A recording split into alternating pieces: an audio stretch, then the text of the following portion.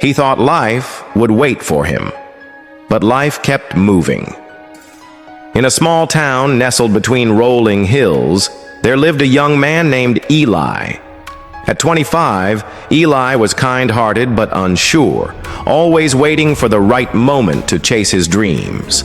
He worked at his father's hardware store, stacking shelves, sweeping floors, and dreaming of something bigger. Eli wanted to open his own bakery, where the air would carry the warm scent of fresh bread, and his creations would bring smiles to faces. But every time he thought of starting, doubt crept in. What if I fail? What if it's not the right time? So he waited. The town was quiet, but opportunities flickered like fireflies in the night. A local cafe was up for sale, its wooden sign creaking in the wind. It was perfect for Eli's bakery dream, small, cozy, with a big oven in the back. He walked by it every day, imagining his name on the sign. But he told himself, I need more money. I need more experience. Next year will be better. Months passed, and the cafe's sign stayed up, waiting like Eli did.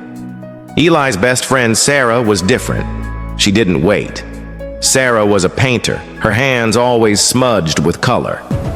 She dreamed of opening an art studio to teach kids how to paint. When she heard about a community grant for small businesses, she didn't hesitate.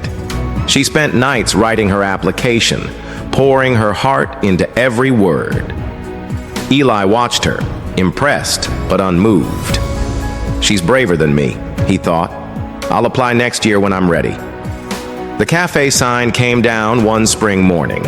Eli's heart sank as he saw a new name painted on the window: Clara's Coffee House. Clara, a woman in her 40s, had moved to town a year ago.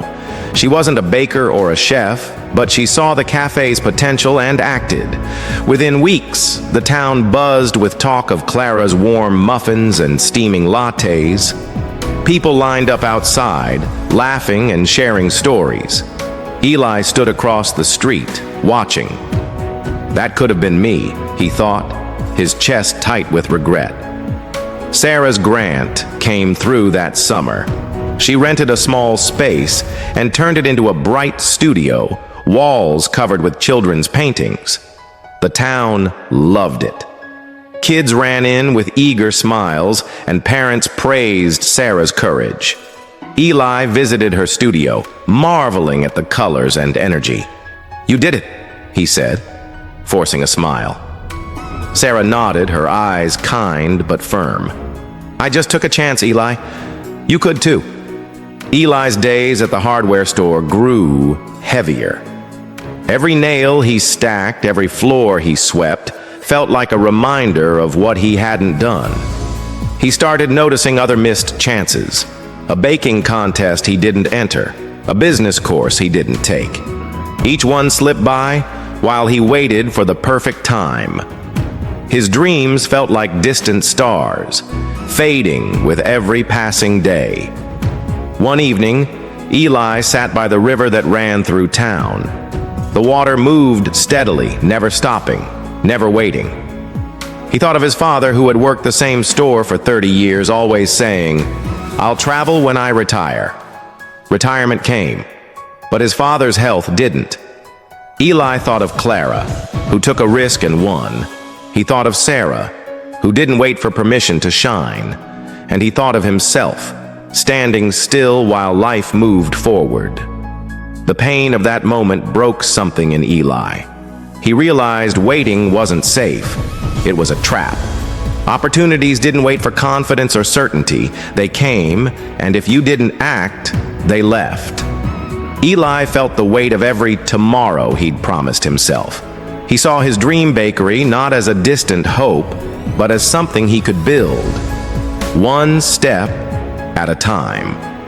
The next morning, Eli woke with a fire in his chest. He didn't have all the answers, but he was done waiting. He enrolled in a night class on business, spending evenings learning what he'd put off for years. He saved every penny, cutting out small luxuries to build his fund. When a small shop opened for rent, he didn't hesitate. He signed the lease, his hands shaking but his heart steady. It wasn't the perfect time, but it was his time. Months later, Eli's bread opened its doors. The scent of fresh loaves filled the air, and the town came to taste his creations. It wasn't easy. Long hours, sleepless nights, and moments of doubt. But Eli kept going. He wasn't waiting anymore. He was living.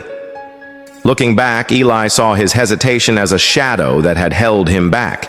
He'd lost the cafe, but he'd gained something greater: courage. He learned that life doesn't pause for anyone. Opportunities are like the river, always moving, never stopping.